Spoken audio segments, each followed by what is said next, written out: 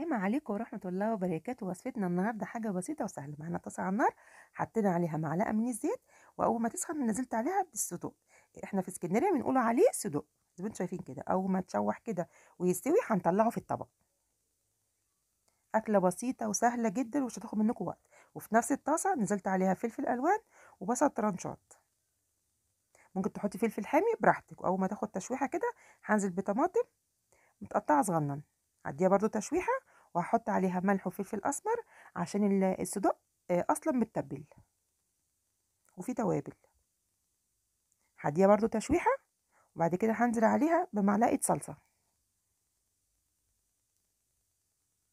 بصوا الألوان وجمالها عاملة ازاي، بجد تنفع معاكي في أي وقت، الصبح بالليل غدا فطار عشاء براحتكم.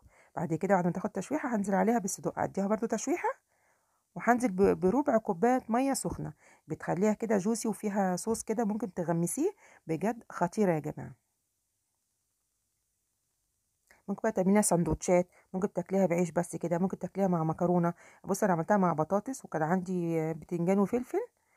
ممكن تعمليها مع رز، اعمليها زي ما انت عايزه. ممكن تعملي برضو سندوتشات كده برضو كده، اكنه جايبينها من بره، براحتكم خالص. يا رب الوصفه تعجبكم. السلام عليكم ورحمه الله وبركاته.